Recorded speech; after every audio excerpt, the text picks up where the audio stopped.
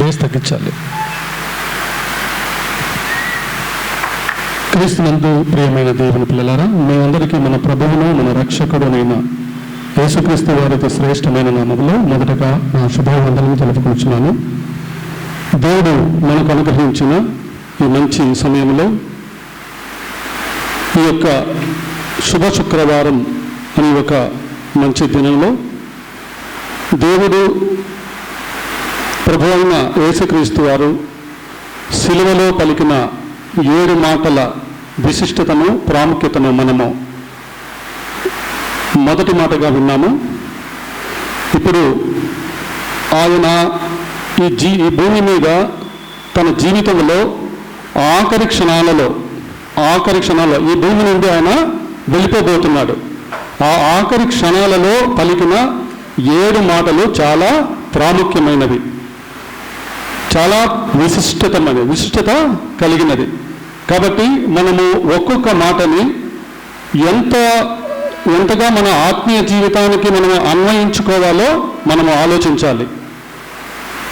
ఈ మాటలు ఇక ఆయన శరీరధారిగా ఈ లోకం నుండి వెళ్ళిపోయిన తర్వాత ఆ మాటలు గ్రంథస్థం చేయబడ్డాయి. ఇంకా ఆయన స్వరము, మనకున్న స్వరము, ఆయన ఆ స్వరం మనకు వినపడలేదు. అదే ఆ సిలువలో పలికిన 7 మాటలే ఆఖరి మాటలు ఆయన శరీరధారిగా ఈ భూమి మీద ఉన్నప్పుడు. కాబట్టి ఆయన ఆ సిలువలో పలికిన 7 మాటలలో 2వ మాటగా ఆ మాటను మనము ఆలోచించబోతున్నాము. చదువుతాము. లూకాసు వార్త 23వ అధ్యాయము 42-43 వచనాలు. ఆయనను చూచి, యేసు, నీవు నీ రాజ్యములోనికి వచ్చినప్పుడు నన్ను జ్ఞాపకము చేసుకొనుము. అందుకు ఆయన వానితో, నేడు నీవు నాతో కూడా పరదైసులో ఉందువని నిశ్చయముగా నీతో చెప్పుచున్నాను. మనము ఈ 2 వచనాలను దేవుడు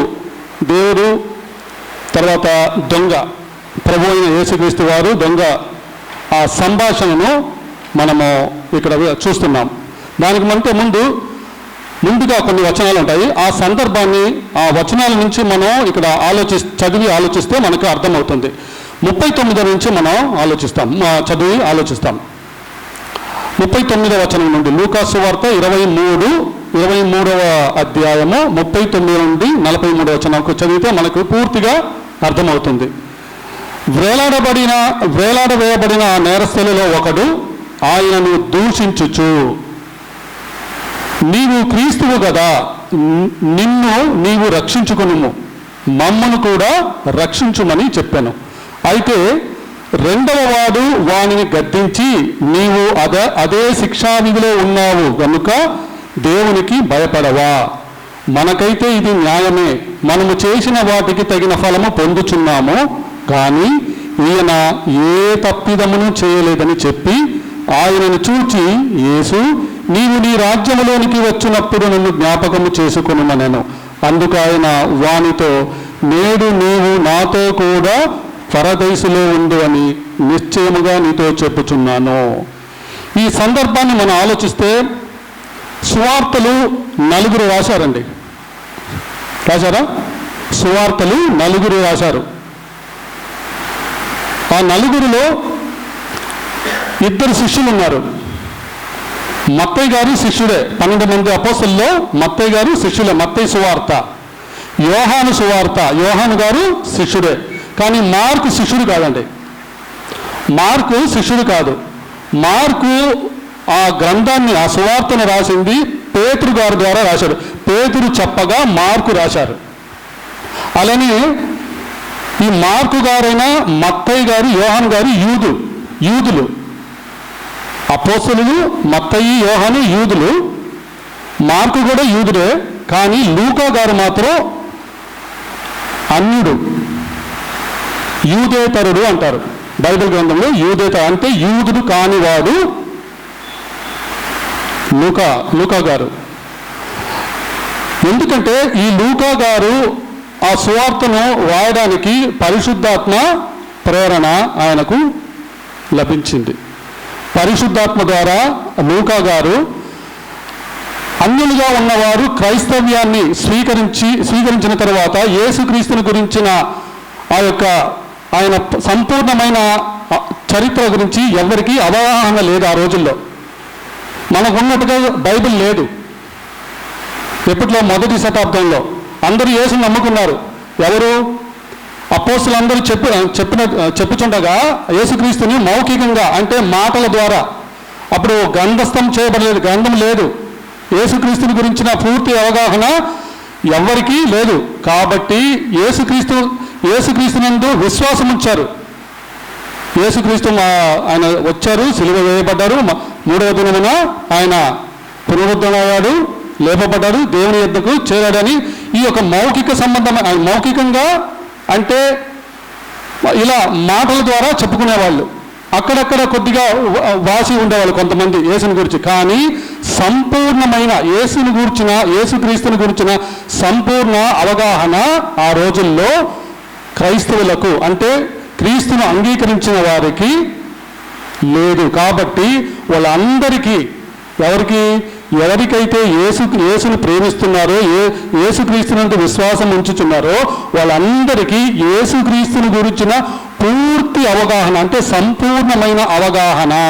అంటే ఇప్పుడు సువార్తలు ఎలా మనకు సంపూర్ణంగా ఉన్నాయో అలా సంపూర్ణంగా వాళ్ళు యేసుక్రీస్తుని గురించి తెలుసుకోవాలి, విశ్వాసములో వాళ్ళు నడుచుకోవాలని వారి గురించి ఆలోచించి దేవుడు లూకా గారి ద్వారా లూకా సువార్తను వ్రాయించాడు. ఇది అన్యజనులమైన మనకు వ్రాయించాడు. చూడండి, ఈ సందర్భాలను మనం ఆలోచిస్తే మత్తయి గారు కానీ, మార్కు గారు కానీ, యోహాను గారు కానీ ఈ సందర్భాన్ని వ్రాయలేదు. దేవుడు ఆ అవకాశం వాళ్ళకి ఇవ్వలేదు. గమనించారా ఎక్కడైనా? మత్తయి సువార్త, మార్కు సువార్త, యోహాను సువార్తలో ఈ సందర్భం, అంటే యేసుక్రీస్తు వారు దొంగతో సంభాషిస్తున్న సంభాషణ, ఈ సందర్భము ఈ ముగ్గురికి ఇవ్వలేదు. ఏం రాయబడింది చూడండి. అక్కడ వాళ్ళకి ఏం రాశారు? సింపుల్గా రాశారు. ఎవరి గురించి? దొంగల గురించి. ఆ దొంగల గురించి, నేరస్తుల గురించి ఒకే ఒక లైన్ రాసి విడిచిపెట్టారు. చూడండి మత్తయి ఏం రాశారో చూడండి. మత్తయి సువార్త 27వ అధ్యాయము, మత్తయి గారు రాసిన సువార్త 27వ అధ్యాయము 38వ వచనం, 44వ వచనం. మత్తయి సువార్త 27వ అధ్యాయం 38వ వచనం, 44వ వచనం. మరియు కుడివైపున ఒకడును ఎడమ వైపున ఒకడును ఇద్దరు బందిపోటు దొంగలు ఆయనతో కూడా సిలువ వేయబడిరి. అంతే, ఇంకా క్లోజ్. ఇంకా వాళ్ళతో సంభాషణ అనేది ఇక్కడ మత్తయి గారికి ఇవ్వలేదు. మత్తయి గారు రాయలేదు. దేవుడు ఆ అవకాశం మత్తయి గారికి ఇవ్వలేదు. చూడండి 44వ వచనంలో కూడా ఆయనతో కూడా సిలువ వేయబడిన బందిపోడు దొంగలను అలాగే ఆయనను నిందించిరి. ఇక్కడ సంభాషణ ఉందా? సిలువ వేయబడ్డారు యేసుక్రీస్తుతో కూడా, తర్వాత ఆయనను సిలువలో వాళ్ళు ఉండగానే ఆయన నిందించారు అని ఇక్కడ రాయబడింది. అలాగే మార్కు సువార్తలో, మార్కు సువార్త 15వ అధ్యాయము, మార్కు సువార్త 15వ అధ్యాయము, మీ చేతిలో ఉన్న బైబిల్ గ్రంథం తీసుకోండి, అది ఓపెన్ చేయండి, చూడండి. మార్కు సువార్త 15వ అధ్యాయము 27, 28 వచనాలు రెండు కలిసి ఉంటాయి. మరియు కుడివైపున ఒకనిని ఎడమ వైపున ఒకనిని ఇద్దరు బందిపోటు దొంగలను ఆయనతో కూడా సిలువ వేసిరి. ఇక్కడ సందర్భం చూడండి, ఒకే లైన్, ఆయనతో కూడా సిలువ వేశారు. ఇక్కడ నిందించారు అని కూడా వ్రాయబడలేదు. అలాగే యోహాను సువార్త, యోహాను గారు ఏం రాస్తున్నారు? యోహాను సువార్త 19వ అధ్యాయము 18వ వచనం. యోహాను సువార్త 19వ అధ్యాయము 18వ వచనం. అక్కడ ఈ వైపున ఒకరిని ఆ వైపున ఒకరిని మధ్యను యేసును ఉంచి ఆయనతో కూడా ఇద్దరిని సిలువ వేసిరి. ఇక్కడ కూడా సందర్భము వాళ్ళ యొక్క సంభాషణ లేదు. కాబట్టి లూకా గారి యొక్క ప్రాముఖ్యత, ఆయన ఎందుకు ఇంత వివరంగా రాయగలిగాడంటే ఆయన యేసుక్రీస్తుని గురించి క్రైస్తవులకు అంటే రాబోయే తరానికి కూడా సంపూర్ణ అవగాహన ఉండాలని ఆయన ప్రారంభం నుండి యేసుక్రీస్తు పుట్టక ముందు యోహాను బాప్తిసం ఇచ్చి యోహాను పుట్టక నుండి ప్రారంభించాడు. అప్పుడు ప్రారంభిస్తే ఆయన ఎన్నిటిని పరిశీలించి ఉంటాడు, ఎంత పరిశోధన చేసి ఉంటాడు చూడండి. వీళ్ళు చేసిన వాటికంటే ఎక్కువ పరిశోధన అన్యుడైన లూకా ఆయన పరిశోధించాడు. అంతగా యేసుక్రీస్తు గురించిన చరిత్రను, ఆయన గురించిన చరిత్ర అందరికీ తెలియాలి అని చాలా డీప్గా వెళ్ళిపోయాడు. చాలా డీప్గా వెళ్ళాలంటే ఇన్ఫర్మేషన్ గ్యాదరింగ్, అంత ఇన్ఫర్మేషన్ గ్యాదర్ చేశాడు. చూడండి ఎంత కష్టపడి ఉంటారు చూడండి. ఎంతగా కష్టపడితే ఈ సంభాషణ యేసుక్రీస్తు వారు దొంగ, ఆ ఇద్దరు దొంగలు ఆ సంభాషణను రాయగలిగారంటే అక్కడ యేసుక్రీస్తు వారు ఆ దొంగలు సిలువ వేసినప్పుడు వాళ్ళు మాట్లాడుకుని ఎంత దూరంగా ఉంటే వాటిలో వినపడతాయా? అప్పుడు మైకులు లేవు, స్పీకర్లు లేవు. మైకులు స్పీకర్లు ఉన్నాయి ఆ రోజున లేవు. ఎంత దూరం, ఎంత హైట్లో ఉన్నారు చూడండి. వాళ్ళు మాట్లాడుకున్న ఆ యొక్క సంభాషణని రాయించి పరిశుద్ధాత్మ ద్వారా లూకా రాశాడంటే ఆ వెనుక, ఆయన రాయడానికి వెనుక, ఆ ఉద్దేశం వెనుక ఎంతగా ఆయన కష్టపడి ఉన్నాడో చూడండి లూకా గారు. కాబట్టి ఇక్కడ మళ్ళీ చూస్తే లూకా సువార్త, ఇప్పుడు చదివిన వాక్యానికి రండి. లూకా సువార్త 23వ అధ్యాయంలో వేలాడవేయబడిన ఆ నేరస్తులలో, లూకా సువార్త 23వ అధ్యాయము 39 నుండి, వేలాడవేయబడిన ఆ నేరస్తులలో ఒకడు ఆయనను దూషించుచు, నీవు క్రీస్తువు కదా, నిన్ను నీవు రక్షించుకొనుము, మమ్మును రక్షించుమని చెప్పాను. దూషించుచు, అప్పటికే యేసుక్రీస్తును సిలువ వేసిన కూడా అనేక మంది అపహసించారు, దూషిస్తున్నారు. చూడండి, ఒక మనిషి బాధలో ఉన్నప్పుడే భయంకరమైన దోషాలు వస్తూనే ఉంటాయి. బాధతో ఉన్నప్పుడు ఇంకా బాధిస్తూనే ఉంటారు. ఎందుకంటే అది మనిషి యొక్క నైజం, పాపములో కూరుకొని పోయిన మనిషి యొక్క నైజం. దూషించడం అంటే మనిషికి చాలా ఇష్టం. ఎదుటి మనిషిని దూషించాలంటే చాలా ఇష్టం. చూడండి, ఆయన ఏదైనా తప్పు చేశాడండి? పాపం చేశాడా? యేసుక్రీస్తు వారు ఏదైనా పాపం చేశాడా? పాపం చేయక ఆయన్ను సిలువ వేశారు. దోషిగా, నేరస్తుడిగా నిలబెట్టి ఆయన సిలువ వేశారు. కానీ అక్కడ ఆ ఇద్దరు దొంగల్లో ఒక దొంగనే, ఆ ఒక దొంగ ఆయన దూషించాడు. ఏమని దూషిస్తున్నాడు? నీవు క్రీస్తువు కదా. క్రీస్తు అంటే ఏంటి? క్రీస్తు అంటే హెబ్రీ పదమైన మెస్సియా పదానికి గ్రీకు పర్యాయ పదమే క్రీస్తు. మనం వాడుతున్నది క్రీస్తు గ్రీకు పదము క్రిస్టాస్. గ్రీకులో ఆ పదాన్ని క్రిస్టాస్ అనే సౌండ్ వస్తుంది కదా, క్రిస్టాస్. దానిని తెలుగులో తర్జుమా చేసినప్పుడు క్రీస్తు. క్రీస్తు అయినా మెస్సియా అంటే హెబ్రీ పదము. ఆ సౌండ్కి, మెస్సియా అనే సౌండ్, ఆ పదాన్ని యొక్క శబ్దానికి క్రీస్తుకి అభిషిక్తుడు అని అర్థం. మెస్సియా అన్న అభిషిక్తుడు. హెబ్రీలు యూదులంతా మెస్సియా అంటారు. కానీ గ్రీకు ఇచ్చినప్పుడు క్రీస్తు అని పిలుస్తారు, అంటే క్రిస్టాస్. గ్రీకు వాళ్ళంతా క్రిస్టా. ఎందుకంటే మొదటి శతాబ్దంలో మనకి ఇంగ్లీష్ ఎలా అంతర్జాతీయ భాషగా ఉన్నదో ఆ రోజులో గ్రీకు భాష అంతర్జాతీయ భాషగా ఉన్నది. కాబట్టి ఆ క్రొత్త నిబంధన గ్రీకు భాషలో వాళ్ళు రాశారు, తర్వాత తర్జుమా చేయబడింది.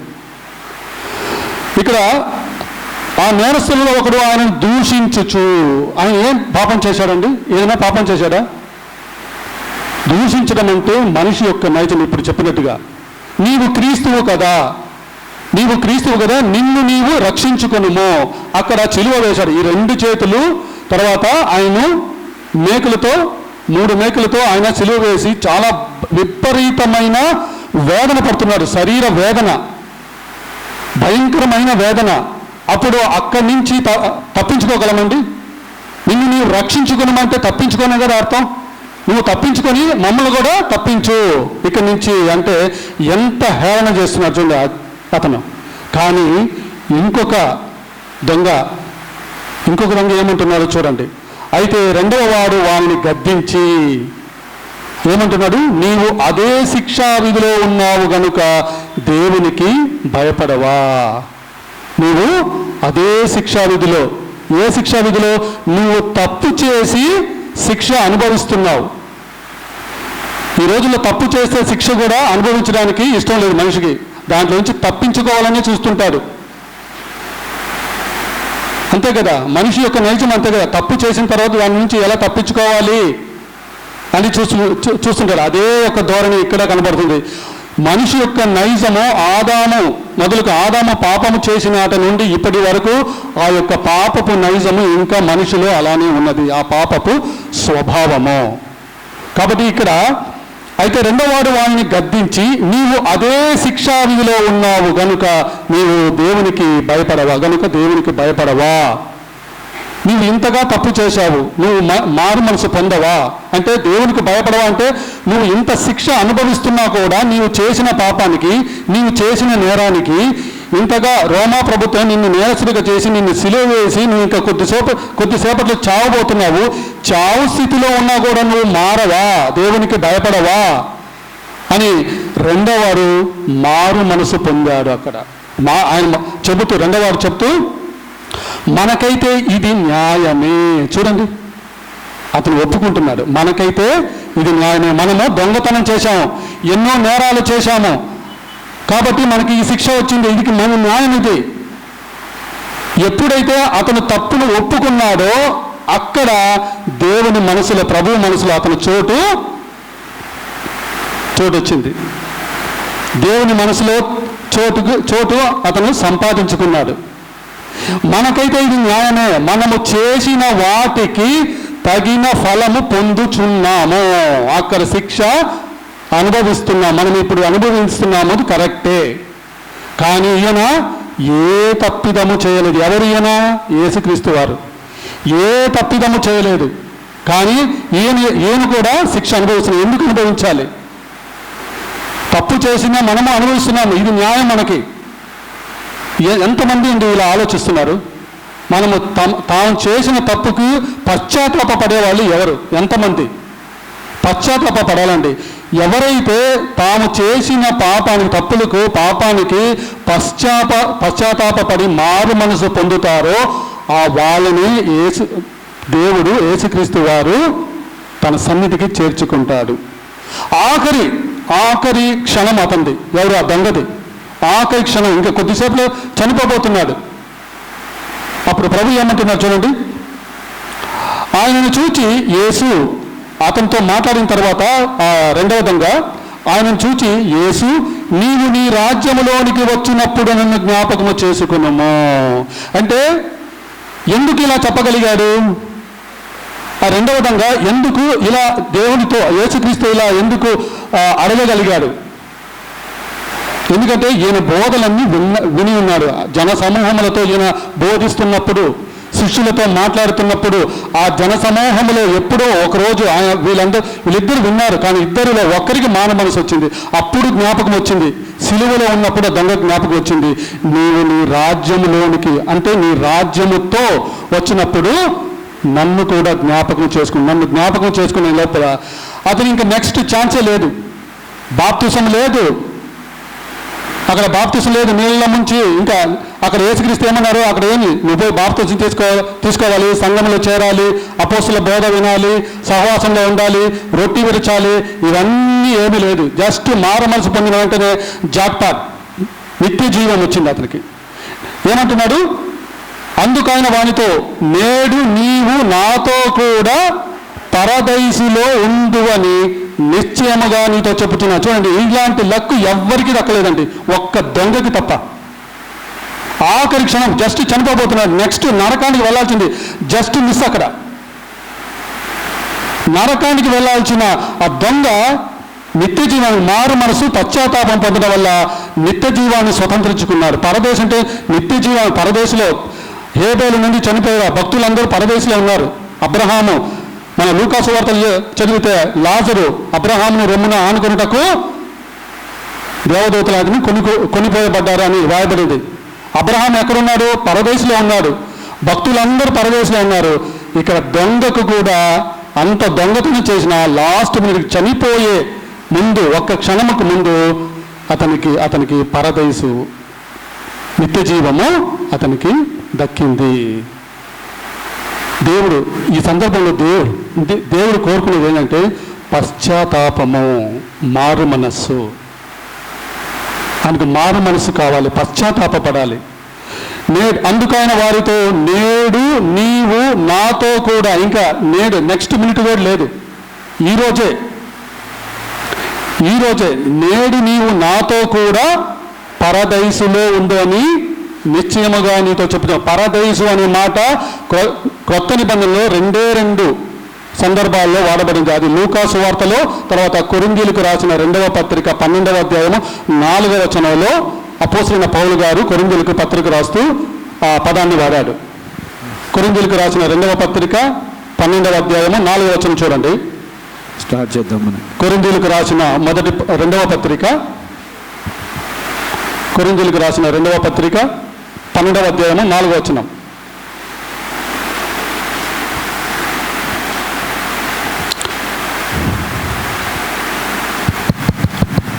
చదువుతారా? అట్టి మనిషిని నేను ఎరుగుదును, అతడు పరదైసులోనికి కొనిపోబడి వచింప సఖ్యము కాని మాటలు వినును. అతడు పరదైసులోనికి కొనిపోబడి, 3వ ఆకాశము, 2వ వచనంలో చూస్తే 3వ ఆకాశము అని ఉంటుంది. 3వ ఆకాశం అంటే పరదైసు. పరదైసులు ఎవరుంటారు? పరదైసులు ఎవరుంటారండి? వాక్యం వింటున్నారు. పరదైసులు ఎవరుంటారు? ఇప్పుడే చెప్పాను. దేవుని కొరకు భూమి మీద శ్రమలు అనుభవించి దేవుని ఇష్ట ప్రకారంగా జీవించిన వాళ్ళు, తమ ఇష్ట ప్రకారంగా జీవించిన వాళ్ళు కాదండి. ధనవంతుడు తన ఇష్ట ప్రకారం, తన జీవిత కాలం అంతా తన ఇష్ట ప్రకారం బ్రతికాడు కాబట్టి యాతన పడే స్థలానికి వెళ్ళాడు. కానీ దేవుని కొరకు దేవుని ఇష్టాన్ని జరిగించిన, దేవుని కొరకు ఇష్టంగా దేవుని ఇష్ట ప్రకారంగా బ్రతికిన వాళ్ళందరూ భక్తులు ఎక్కడికి వెళ్ళారు? పరదేశికి వెళ్ళారు. ఇక్కడ దొంగ కూడా, సిలువలో ఆ దొంగ కూడా పరదేశికి యేసుక్రీస్తు వారు ఆ దొంగని తీసుకెళ్ళాడు. కాబట్టి అందుకైన నాతో ఆ వానితో నేడు నీవు నాతో కూడా పరదేశంలో ఉందని నిశ్చయముగా నీతో చెప్పుచున్నానను. ఇక్కడ ఈ వాక్యము సారాంశం అంటే క్షమ. ఈ వాక్యం, ఈ సందర్భమే క్షమా వాక్యము, క్షమించడం. అక్కడ క్షమాపణ నేరస్తుడికి దొరికింది కాబట్టి ఆ యొక్క నేరస్తుడు పరదేశిని, నిత్య జీవాన్ని స్వతంత్రించుకున్నాడు. కాబట్టి ఈ మాటలను దేవుడు దీవించును గాక.